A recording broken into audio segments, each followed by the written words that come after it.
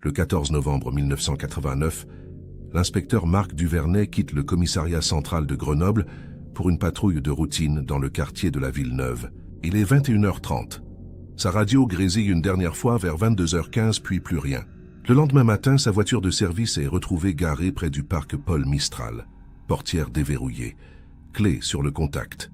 À l'intérieur, son arme de service, son badge, mais aucune trace de lutte. Marc Duvernay, 42 ans, 15 années d'ancienneté, père de 2 enfants, s'est volatilisé. Pendant des mois, les enquêteurs ratisent Grenoble et ses environs. Ils interrogent des dizaines de témoins, explorent toutes les pistes, fugues, règlements de compte, accidents. Rien. Aucun corps n'est découvert. Aucun indice tangible n'émerge. Le dossier finit par être classé sans suite en 1992, rejoignant la longue liste des disparitions inexpliquées. La famille de Marc refuse d'accepter cette fin. Mais le temps passe, l'affaire tombe dans l'oubli, reléguée aux archives poussiéreuses du palais de justice. 25 ans plus tard, en mars 2014, une brigade criminelle intervient sur une scène de crime à Saint-Martin-d'Hères, commune limitrophe de Grenoble. Un appartement abandonné révèle des traces suspectes. Et là, au milieu des prélèvements, un technicien découvre un objet qui ne devrait pas être là. Un insigne de police portant un numéro matricule gravé, celui de Marc Duvernay. L'affaire qui semblait morte vient de ressusciter. Et cette fois, elle ne lâchera plus personne. En 1989, Grenoble vit encore sous le choc des Jeux olympiques d'hiver de 1968 qui ont profondément transformé la ville. La cité alpine s'est modernisée, s'est étendue, mais certains quartiers gardent une réputation trouble.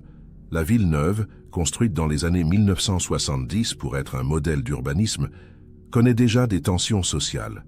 C'est un secteur sensible, où les patrouilles de police sont fréquentes, mais souvent tendues. Dans ce contexte, les forces de l'ordre travaillent avec prudence, conscientes des risques. Marc Duvernay est un homme discret, méthodique, apprécié de ses collègues. Entré dans la police nationale en 1974, il a gravi les échelons sans faire de vagues. Marié à Eliane, institutrice, il est père de Julien, 14 ans, et de Claire, 11 ans.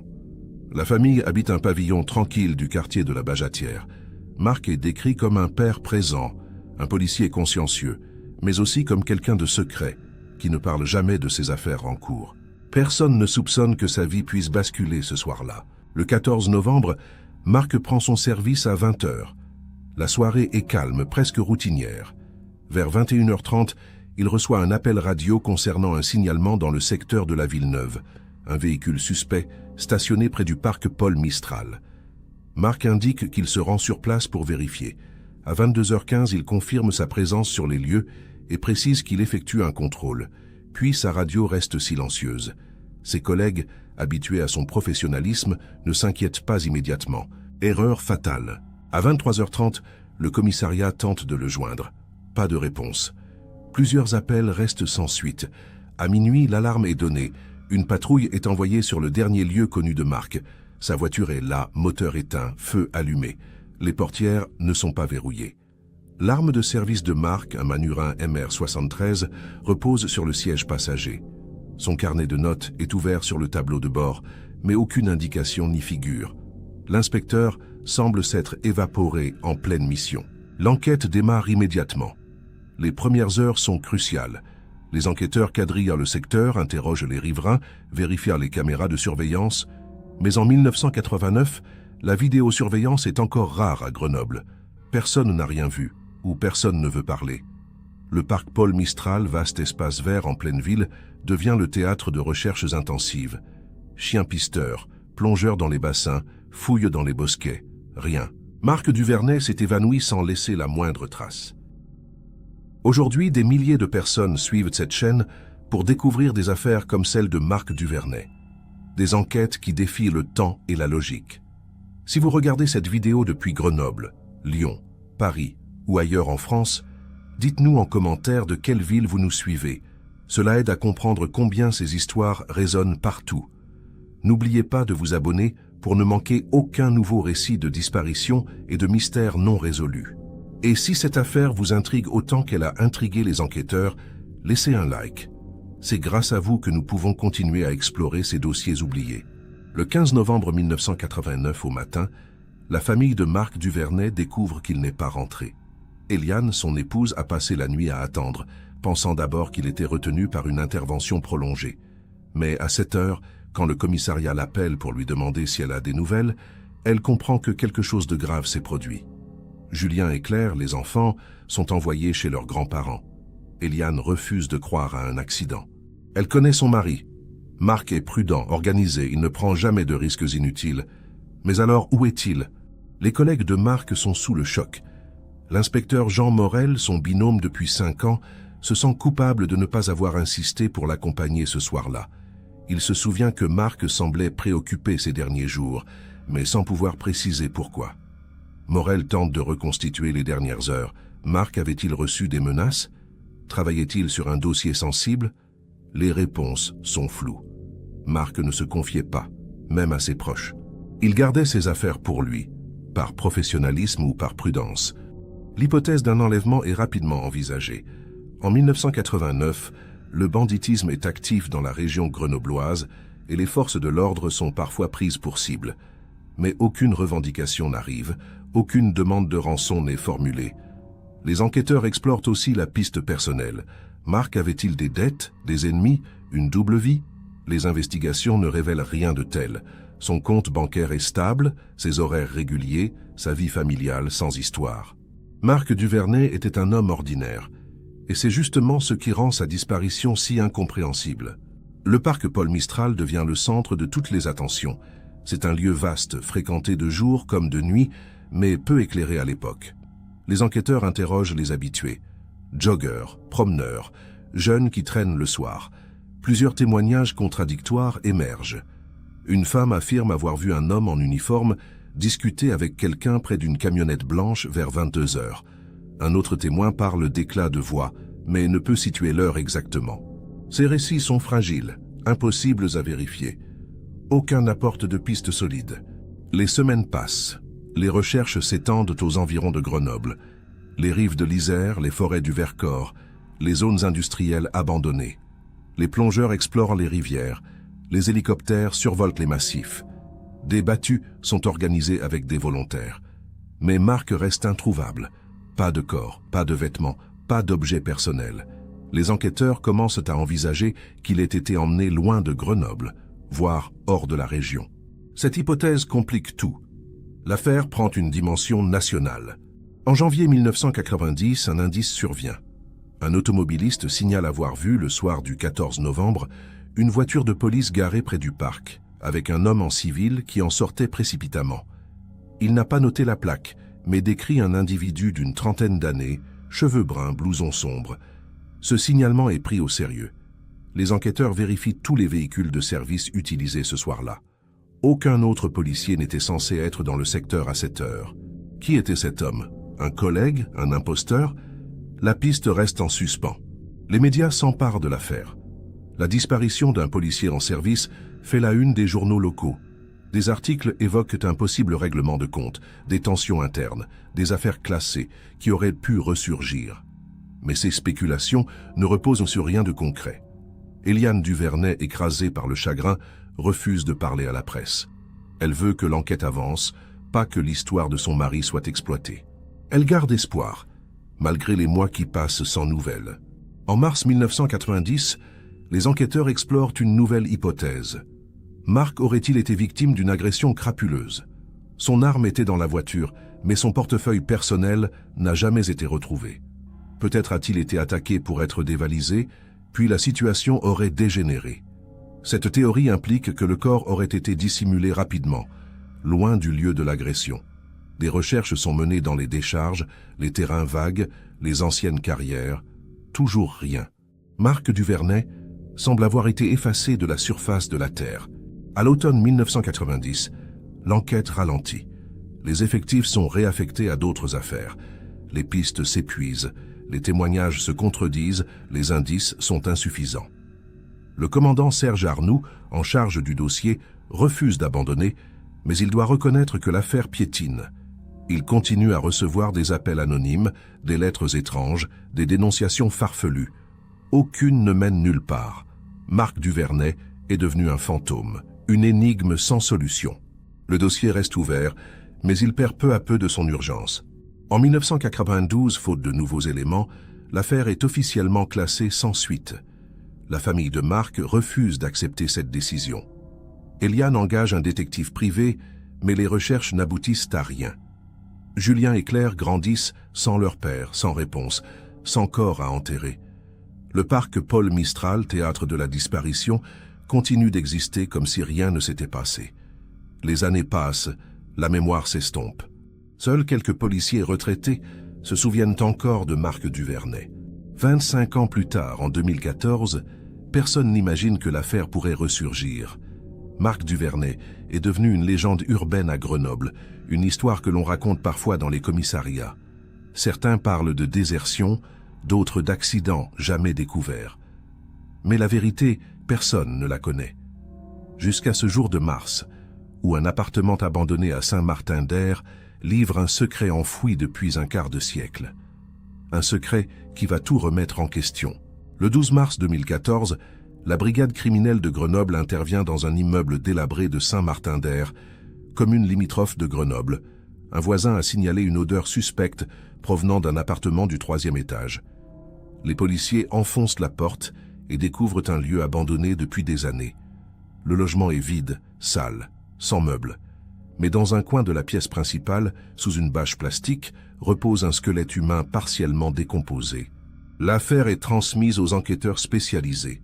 Le capitaine Nathalie Ferrand, responsable de la section criminelle, prend en charge l'investigation. Les premiers constats sont troublants.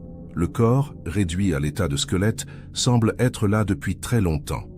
Les vêtements, en lambeaux, ne permettent pas d'identifier immédiatement la victime. Mais c'est en fouillant le sol autour du corps que les techniciens font une découverte stupéfiante. Un insigne de police en métal, noirci par le temps, portant un numéro matricule gravé. Le matricule 46-8A21, celui de Marc Duvernay. Nathalie Ferrand connaît vaguement l'affaire Duvernay, disparition célèbre dans les annales locales. Elle consulte immédiatement les archives. Le dossier est épais, rempli de rapports, de témoignages, de photos. Marc Duvernay, disparu en 1989, jamais retrouvé. Et voilà qu'un insigne portant son matricule réapparaît, 25 ans plus tard, à côté d'un squelette. La question est immédiate. Ce corps est-il celui de Marc? Et si oui, comment a-t-il atterri ici, dans cet appartement oublié? Les analyses ADN sont lancées en urgence. Un prélèvement est effectué sur le squelette et comparé à l'ADN de Julien Duvernay, le fils de Marc, désormais âgé de 39 ans.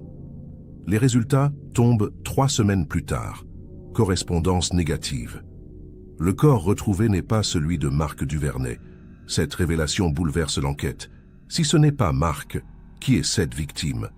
Et pourquoi l'insigne de Marc se trouvait-il à ses côtés? L'affaire prend une tournure inattendue. Nathalie Ferrand élargit son investigation. Elle fait examiner l'appartement en détail. Le logement appartient à un certain Olivier Roche, décédé en 2005. Roche était un homme discret, sans casier judiciaire, qui vivait seul. Ses héritiers, après sa mort, n'avaient jamais vidé l'appartement, trop coûteux à remettre en état. Le bien est resté fermé pendant près de 10 ans. Mais les voisins se souviennent d'Olivier Roche, un homme taciturne qui ne recevait jamais personne et qui avait vécu là jusqu'à sa mort. Les enquêteurs cherchent à établir un lien entre Roche et Marc Duvernay. Ont-ils pu se croiser en 1989? Les archives sont fouillées, les témoignages exhumés. Un détail finit par émerger. Olivier Roche travaillait en 1989 comme agent de sécurité pour une société grenobloise. Son secteur d'intervention incluait le parc Paul Mistral. Cette coïncidence intrigue Nathalie Ferrand. Roche aurait-il pu être présent le soir de la disparition de Marc? Mais rien dans les dossiers de 1989 ne mentionne son nom. Le squelette retrouvé dans l'appartement est soumis à des analyses approfondies. L'expertise médico-légale révèle qu'il s'agit d'un homme d'une trentaine d'années, décédé depuis environ 25 à 30 ans. La cause de la mort, traumatisme crânien violent. Le crâne présente une fracture nette compatible avec un coup porté par un objet contondant. Ce n'est pas un accident, c'est un meurtre. Mais qui est cette victime? Les bases de données sont consultées. Les disparitions signalées en 1989 et 1990 sont passées au crible. Aucune correspondance n'est trouvée. Nathalie Ferrand se concentre sur l'insigne de Marc Duvernay. Comment cet objet a-t-il pu se retrouver ici? 3 hypothèses sont envisagées. Première hypothèse, Marc a perdu son insigne le soir de sa disparition et quelqu'un l'a récupéré avant de le déposer dans cet appartement. Deuxième hypothèse, Marc était présent dans cet appartement avant de disparaître et l'insigne a été oublié ou laissé volontairement. Troisième hypothèse, l'insigne a été placé là pour brouiller les pistes, pour faire croire à une implication de Marc dans ce meurtre. Les enquêteurs interrogent les anciens collègues de Marc, dont Jean Morel, désormais retraité. Morel se souvient que Marc ne quittait jamais son insigne, même en dehors du service. Il le portait toujours accroché à sa ceinture ou dans sa poche. Le perdre aurait été impensable pour un homme aussi méticuleux. Morel ajoute un détail troublant. Quelques jours avant sa disparition, Marc lui avait confié qu'il enquêtait sur une affaire de vol avec violence dans le secteur de la Villeneuve. Rien d'officiel, juste une initiative personnelle. Morel n'en sait pas plus. Les archives de 1989 sont réexaminées à la lumière de cette révélation. Une plainte pour agression et vol avait effectivement été déposée en octobre 1989 par un commerçant du quartier de la Villeneuve. L'enquête avait été classée sans suite, faute de preuves. Marc Duvernay avait-il poursuivi cette affaire de son côté? Avait-il identifié un suspect? Et ce suspect pourrait-il être lié au corps retrouvé dans l'appartement d'Olivier Roche? Les questions s'accumulent, mais les réponses restent hors de portée. En mai 2014, les médias s'intéressent à nouveau à l'affaire Marc Duvernay. Les journaux titrent sur la découverte de l'insigne, sur le squelette non identifié, sur les mystères qui s'accumulent. Eliane Duvernay, désormais âgée de 70 ans, accepte de parler. Elle dit qu'elle a toujours su que Marc n'était pas parti de son plein gré. Elle espère que cette nouvelle enquête permettra enfin de découvrir ce qui s'est passé. Mais elle craint aussi que la vérité soit encore plus douloureuse que l'incertitude. Les semaines qui suivent la découverte de l'insigne sont marquées par une succession de fausses pistes. La première concerne Olivier Roche. Les enquêteurs explorent l'hypothèse qu'il aurait pu être impliqué dans la disparition de Marc Duvernay. Roche, agent de sécurité en 1989, connaissait bien le parc Paul Mistral. Il aurait pu croiser Marc ce soir-là, pour une raison inconnue, mais aucun élément ne permet de le relier directement à Marc. Les collègues de Roche affirment qu'il était un homme effacé, sans histoire, sans violence apparente. Les enquêteurs fouillant les archives d'Olivier Roche, ils découvrent qu'il a quitté son emploi d'agent de sécurité en 1990 sans explication. Ses anciens employeurs se souviennent qu'il semblait stressé, absent, comme hanté par quelque chose. Mais rien de concret ne vient étayer l'idée qu'il aurait commis un crime. Roche a vécu discrètement jusqu'à sa mort en 2005, sans jamais attirer l'attention de la police. S'il détenait un secret, il l'a emporté dans la tombe. Le squelette retrouvé dans l'appartement devient une autre énigme. Les analyses ADN sont comparées à toutes les bases de données disponibles, en France et en Europe. Aucune correspondance. Les enquêteurs élargissent leurs recherches aux personnes disparues non signalées, aux sans-abri, aux clandestins, mais identifier un squelette vieux de 25 ans sans nom, sans visage, sans indice, est une tâche presque impossible. Cette victime reste anonyme, et avec elle une partie essentielle de l'histoire. Une piste surprenante émerge en juin 2014. Un ancien détenu, Roland Mestre, contacte la police depuis sa prison à Lyon. Mestre purge une peine pour trafic de drogue. Il affirme détenir des informations sur la disparition de Marc Duvernay. Selon lui, Marc aurait été impliqué dans une affaire de corruption et sa disparition serait liée à des règlements de comptes internes. Mestre prétend avoir entendu des rumeurs dans le milieu criminel grenoblois. Nathalie Ferrand l'interroge, mais ses déclarations sont floues, contradictoires, impossibles à vérifier. Les enquêteurs vérifient néanmoins les accusations de Mestre. Ils explorent les dossiers traités par Marc Duvernay dans les mois précédant sa disparition. Aucune affaire sensible, aucune enquête sur la corruption. Marc était un inspecteur ordinaire, affecté à des missions de patrouille et de contrôle. Rien dans son parcours ne suggère qu'il ait pu être mêlé à des activités illégales.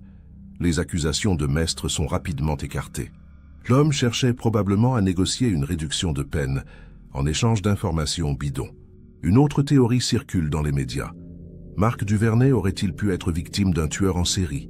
En 1989, plusieurs disparitions non élucidées ont été signalées dans la région Rhône-Alpes. Certains enquêteurs ont évoqué la possibilité d'un criminel agissant en série, ciblant des victimes isolées. Mark, seul dans sa voiture ce soir-là, aurait pu être une proie idéale. Mais cette hypothèse ne repose sur rien de solide. Aucun lien n'est établi entre les disparitions, et le profil de Mark ne correspond pas aux victimes habituelles de tueurs en série. Les enquêteurs s'intéressent aussi à la camionnette blanche mentionnée par un témoin en 1989. Ce véhicule, aperçu près du parc Paul Mistral le soir de la disparition, n'avait jamais été retrouvé.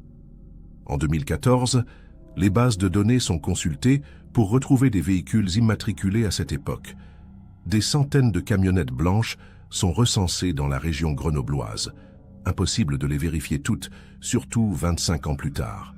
Cette piste, prometteuse en 1989, s'avère aujourd'hui impraticable. En juillet 2014, un journaliste indépendant publie un article dans un magazine régional. Il avance l'idée que Mark Duvernay aurait pu simuler sa disparition pour échapper à des problèmes personnels ou professionnels.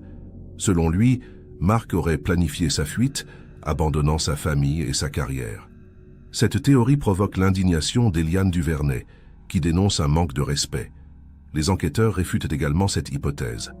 Aucun mouvement bancaire, aucune trace de vie après 1989. Mark n'a pas fui, il a disparu. Les impasses s'accumulent. Chaque piste explorée mène à un mur. Le corps retrouvé n'est pas identifié. Olivier Roche ne livre aucun secret. Les témoignages de 1989 sont trop fragiles. Nathalie Ferrand commence à craindre que l'affaire ne reste à jamais irrésolue. Elle consulte des experts en criminologie, des profileurs, des historiens locaux. Tous reconnaissent la difficulté de l'enquête. Trop de temps s'est écoulé, trop d'éléments ont disparu. La vérité semble hors de portée. Pourtant, Nathalie refuse d'abandonner. Elle sait que l'insigne de Mark Duvernay est la clé. Cet objet ne peut pas être là par hasard. Il raconte une histoire, un lien entre Mark et ce lieu. Mais pour comprendre ce lien, il faut remonter le temps, retrouver des témoins, reconstruire des événements oubliés. En août 2014, Nathalie décide de reprendre l'enquête à zéro, en se concentrant uniquement sur les dernières heures de Mark Duvernay, sur ses déplacements, sur ses rencontres. Peut-être qu'un détail, un nom, une date finira par émerger. En septembre 2014, Nathalie Ferrand reçoit un appel inattendu. Une femme, Agnès Lemoine, souhaite parler de l'affaire Duvernay. Agnès, 68 ans, vit à Grenoble depuis toujours. Elle a lu les articles récents sur la découverte de l'insigne et affirme détenir une information qu'elle n'a jamais osé révéler. Nathalie accepte de la rencontrer. Agnès explique qu'en novembre 1989, elle habitait dans l'immeuble où Olivier Roche avait son appartement. Elle se souvient d'un événement étrange survenu quelques jours après la disparition de Mark Duvernay. Agnès raconte qu'une nuit, vers 3 heures du matin, elle a été réveillée par des bruits dans l'escalier de l'immeuble. Des pas lourds, des voix étouffées, comme si quelqu'un transportait quelque chose de volumineux. Elle s'est levée, a entrouvert sa porte et a aperçu 2 hommes montant les marches avec difficulté. L'un d'eux portait un blouson sombre, l'autre semblait plus jeune. Il transportait un grand sac, peut-être une bâche, qui semblait lourd. Agnès n'a pas osé intervenir, effrayée par la scène. Elle est retournée se coucher, pensant qu'il s'agissait de déménageurs. Le lendemain, Agnès a croisé Olivier Roche dans le hall de l'immeuble. Il semblait nerveux, agité, évitant son regard. Elle lui a demandé s'il avait reçu de la visite, mais Roche a nié, prétextant qu'il était seul. Agnès n'a pas insisté, mais elle a gardé en mémoire cette scène étrange. Quelques jours plus tard, en lisant dans les journaux la disparition de l'inspecteur Mark Duvernay, elle a ressenti un malaise. Elle s'est demandé si ce qu'elle avait vu pouvait être lié. Mais elle n'a pas osé parler, craignant de se tromper ou pire de s'attirer des ennuis. Nathalie Ferrand prend le témoignage d'Agnès très au sérieux. Si ce qu'elle dit est vrai, cela signifie que le corps retrouvé dans l'appartement de Roche aurait été déposé là peu après la disparition de Mark. Mais qui étaient ces 2 hommes? L'un d'eux était-il Olivier Roche et l'autre? Nathalie interroge Agnès sur les détails. Agnès ne peut pas identifier formellement Roche parmi les 2 hommes, mais elle est certaine que l'un d'eux portait un blouson sombre, similaire à ceux des agents de sécurité. Ce détail renforce l'hypothèse que Roche était impliqué. Les enquêteurs retournent dans l'appartement de Roche. Ils effectuent de nouvelles recherches, plus approfondies. Dans un placard mural dissimulé derrière des planches clouées, ils découvrent une vieille caisse en bois. À l'intérieur, des vêtements masculins, un portefeuille vide et une montre-bracelet. Les vêtements sont analysés. L'ADN prélevé correspond à celui du squelette retrouvé. La montre porte une inscription gravée à l'intérieur « À Laurent pour tes 20 ans ». Ce prénom, Laurent, devient la première piste concrète pour identifier la victime. Nathalie Ferrand lance une recherche sur toutes les personnes prénommées Laurent, disparues ou signalées en 1989 dans la région grenobloise. Une seule correspondance émerge. Laurent Tessier, 28 ans, signalé disparu en décembre 1989 par sa sœur. Laurent, sans emploi fixe, était connu pour traîner dans les quartiers populaires de Grenoble. Sa sœur Monique Tessier vit toujours dans la région. Nathalie la contacte. Monique confirme que Laurent portait une montre avec une inscription gravée, offerte par leurs parents pour ses 20 ans. L'identification est confirmée. Monique Tessier est effondrée. Pendant 25 ans, elle a espéré que son frère réapparaîtrait un jour, qu'il aurait simplement choisi de partir sans donner de nouvelles. Apprendre qu'il a été assassiné, qu'il a passé toutes ces années caché dans un appartement, est insoutenable. Elle raconte que Laurent avait des fréquentations douteuses, qu'il s'était impliqué dans de petites affaires de vol et de recel. Mais jamais rien de violent. Pourquoi aurait-il été tué? Et quel lien avec Marc Duvernay? Nathalie Ferrand reconstitue les derniers jours de Laurent Tessier. En novembre 1989, il vivait dans un foyer social de Grenoble. Selon des témoins de l'époque, Laurent avait parlé d'un coup qu'il préparait, une affaire qui devait lui rapporter de l'argent. Mais il n'avait donné aucun détail. Quelques jours après la disparition de Marc Duvernay, Laurent avait disparu à son tour. Personne ne l'avait revu. Sa sœur avait signalé sa disparition en décembre, mais l'enquête n'avait mené nulle part. Laurent était un marginal, sans attache solide, et sa disparition n'avait suscité qu'un intérêt limité. Les enquêteurs explorent l'hypothèse suivante. Laurent Tessier aurait-il pu être impliqué dans l'agression de Marc Duvernay? Peut-être Marc avait-il surpris Laurent en train de commettre un vol près du parc Paul Mistral. Une altercation aurait éclaté. Marc aurait perdu son insigne dans la lutte. Laurent, pris de panique, aurait pu faire appel à Olivier Roche, qu'il connaissait peut-être. Mais cette théorie ne tient pas. Laurent n'a pas de casier pour violence, et Marc était armé. Comment Laurent aurait-il pu neutraliser un policier expérimenté? Une autre hypothèse émerge. Et si Laurent Tessier avait été témoin de l'agression de Marc, sans en être l'auteur? Peut-être a-t-il vu quelque chose qu'il n'aurait pas dû voir, et pour le faire taire, il aurait été éliminé à son tour. Cette théorie expliquerait pourquoi son corps a été caché dans l'appartement d'Olivier Roche. Mais alors, qui a tué Laurent? Et qu'est-il arrivé à Marc Duvernay? Les questions se multiplient, et les réponses restent insaisissables. En octobre 2014, les médias relaient la nouvelle identification de Laurent Tessier. Les journaux parlent d'une affaire dans l'affaire, d'un double mystère qui s'entrelace. Monique Tessier demande justice pour son frère. Eliane Duvernay, de son côté, espère que cette découverte permettra enfin de retrouver Marc. Mais Nathalie Ferrand sait que l'enquête est loin d'être terminée. L'insigne de Marc, le corps de Laurent, l'appartement de Roche, tous ces éléments forment un puzzle dont les pièces ne s'assemblent pas encore. En novembre 2014, Nathalie Ferrand décide de reconstituer minutieusement les événements de novembre 1989. Elle reprend tous les témoignages, toutes les pistes, tous les indices. Un détail finit par attirer son attention. Dans le rapport d'enquête de 1989, un témoin anonyme avait mentionné avoir vu, le soir de la disparition de Marc, une dispute entre deux hommes près du parc Paul Mistral. Ce témoignage, jugé peu fiable à l'époque, n'avait jamais été exploité. Nathalie retrouve ce témoin, un retraité nommé Bernard Caron qui accepte de parler. Bernard Caron se souvient très bien de cette soirée. Il promenait son chien vers 22 heures quand il a vu deux hommes se quereller près d'un banc. L'un d'eux semblait en colère, gesticulait, parlait fort. L'autre, plus calme, tentait de l'apaiser.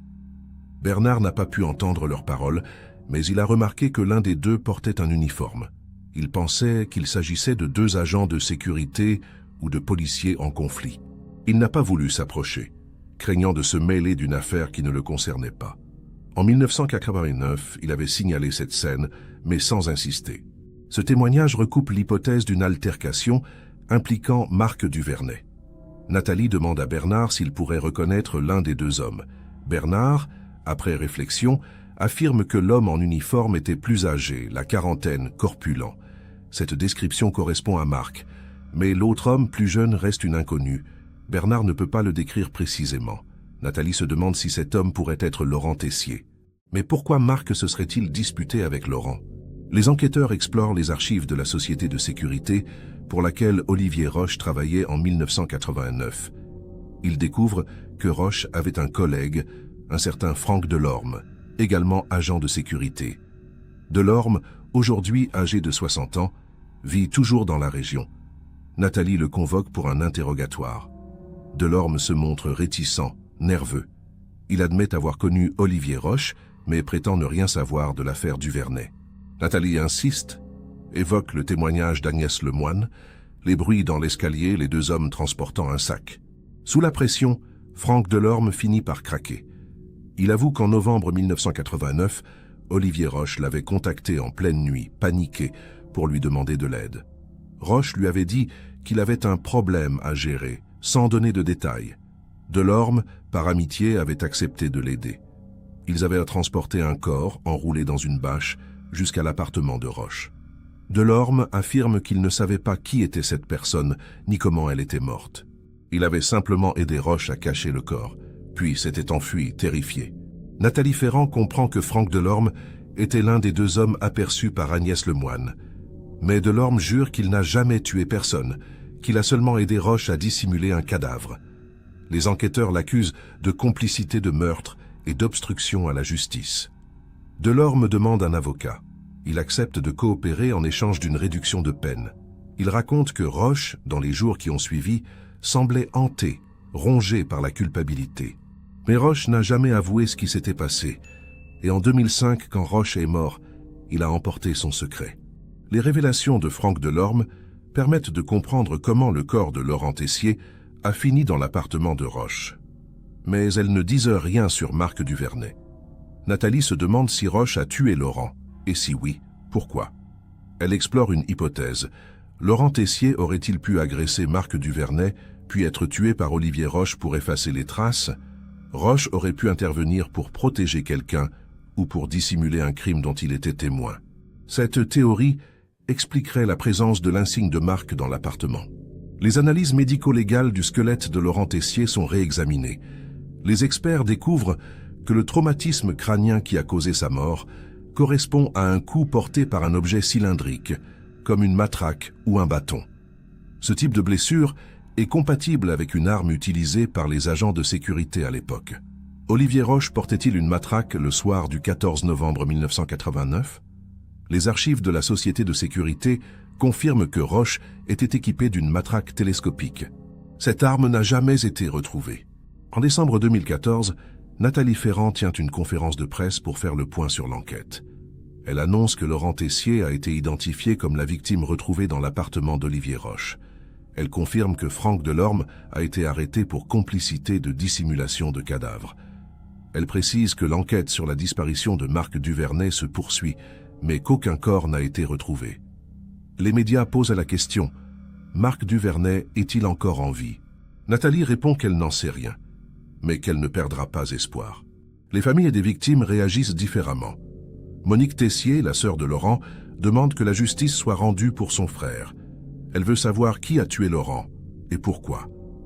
Eliane Duvernay, quant à elle, reste dans l'incertitude. L'insigne de Marc prouve qu'il était lié à cette affaire, mais son corps n'a pas été retrouvé. Était-il victime ou témoin? A-t-il été tué ou a-t-il survécu? Ces questions hantent Eliane, qui refuse de perdre espoir tant que le corps de Marc n'aura pas été identifié. Les enquêteurs continuent leurs recherches. Ils explorent les environs de Grenoble, les décharges, les forêts, les rivières. Ils interrogent d'anciens témoins, revisitent les lieux de l'époque. Mais Marc Duvernay reste introuvable. Nathalie Ferrand se demande si son corps a été dissimulé ailleurs ou si quelque chose d'autre s'est produit. Elle garde l'affaire ouverte, convaincue qu'un jour, un nouvel indice émergera. En attendant, Marc Duvernay reste un fantôme, une énigme irrésolue dans l'histoire criminelle de Grenoble. 25 ans après sa disparition, l'affaire Marc Duvernay reste l'une des enquêtes les plus troublantes de Grenoble. La découverte de l'insigne de Marc dans l'appartement d'Olivier Roche a permis d'identifier Laurent Tessier, victime d'un meurtre oublié. Franck Delorme, complice de la dissimulation du corps, a été condamné. Mais Marc, lui, reste introuvable. Aucun corps, aucune trace, aucune certitude. Éliane Duvernay, aujourd'hui âgée, continue d'espérer, malgré les années qui passent. Ses enfants, Julien et Claire, ont grandi sans leur père, sans réponse, sans sépulture. L'hypothèse la plus probable, selon les enquêteurs, est que Marc Duvernay a été victime d'une altercation violente le soir du 14 novembre 1989. Il aurait pu surprendre Laurent Tessier en train de commettre un délit ou être témoin d'une scène qui l'a impliqué malgré lui. Olivier Roche, présent sur les lieux en tant qu'agent de sécurité, aurait pu intervenir et la situation aurait dégénéré. Laurent aurait été tué, son corps caché. Marc aurait disparu, peut-être emporté ailleurs, peut-être victime du même sort. Mais sans corps, sans preuve, cette version reste une théorie. Un détail continue de hanter Nathalie Ferrand. Pourquoi l'insigne de Marc se trouvait-il à côté du corps de Laurent? Ce n'est pas un hasard. Cet objet raconte quelque chose, un lien entre les deux hommes, un événement qui les a réunis cette nuit-là. Nathalie sait qu'elle ne découvrira peut-être jamais toute la vérité, mais elle refuse d'abandonner. Si vous avez suivi cette histoire jusqu'au bout, n'hésitez pas à laisser un commentaire, à vous abonner et à liker cette vidéo. C'est grâce à votre soutien que ces affaires oubliées peuvent être racontées et peut-être un jour résolues.